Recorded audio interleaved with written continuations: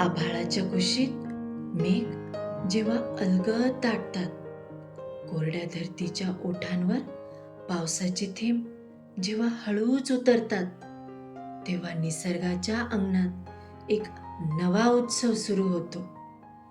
श्रावण येतो. मातीच्या कणाकणातून ओल्या गंधाची चाहूल येते.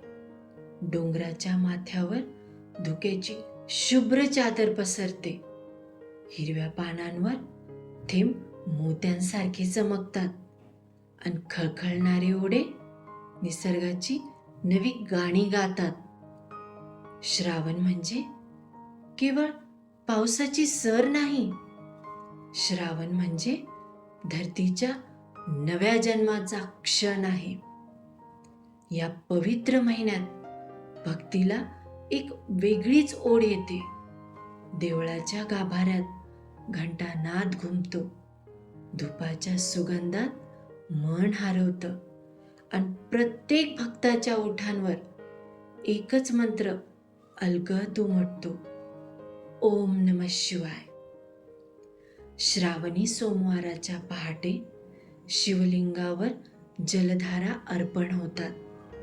बेलपत्रांच्या हिरवाईसोबत मनातील प्रार्थनाही महादेवाच्या चरणी वाहिल्या जातात. कोणी सुख मागतं, कोणी समाधान, कोणी आपल्या माणसांसाठी आरोग्य मागतं, तर कोणी काहीही न मागता फक्त शिवचरणी आपलं मन ठेवून येतं.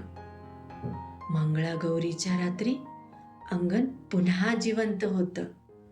फुगड्यांच्या तालात हास्याच्या लहरी उमटतात. ओव्यांमधून जुन्या आठवणी जाग्या होतात आणि पिढ्यानपिढ्या चालत आलेल्या परंपरांना पुन्हा एकदा नवा श्वास मिळतो. नागपंचमीच्या दिवशी निसर्गातील एका जीवाला नतमस्तक होऊन वंदन केलं जातं.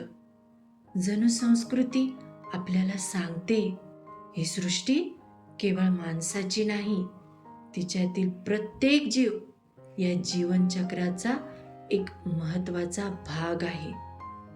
नारळी पौर्णिमेला समुद्राच्या अथांग लाटांसमोर कृतज्ञतेनं हात जोडले जातात. लाटांशी नातं जपणाऱ्या माणसाच्या मनात सुरक्षित उद्याची प्रार्थना जागी होते. आणि रक्षाबंधनाच्या दिवशी एक साध्याशा धाग्यात भाऊ बहिणीच्या नात्याची असाधारण ऊब सामावते.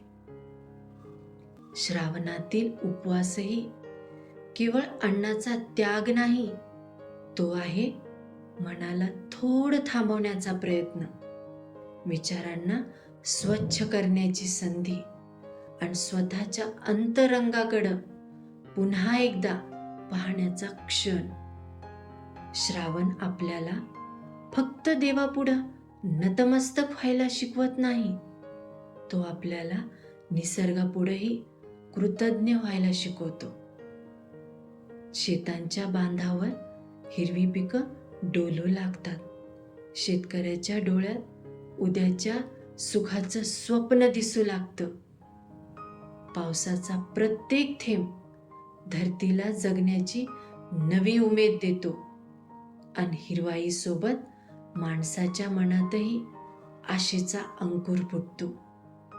म्हणूनच श्रावण म्हणजे फक्त एक महिना नाही, तो आहे मातीचा सुगंध, पावसाचा स्पर्श, हिरवाईचा उत्सव, शिवनामाचा नाद, परंपराची सावली, नात्यांची ऊब आणि श्रद्धेनं भरलेलं मन. श्रावण म्हणजे धरतीनं नेसलेला हिरवा शालू, आभाळानं बरसवलेलं प्रेम आणि महादेवाच्या चरणी अर्पण झालेली मनापासूनची एक शांत प्रार्थना. म्हणून जेव्हा श्रावणाची एखादी सर अचानक खिडकीवर येऊन थांबते, तेव्हा क्षणभर थांबा, त्या थेंबाकडं पहा, मातीचा सुगंध अनुभवा, निसर्गाचं गाणं ऐका. कदाचित त्या क्षणी तुम्हालाही जाणवेल, श्रावण बाहेर कुठेतरी आलेला नसतो, तो तर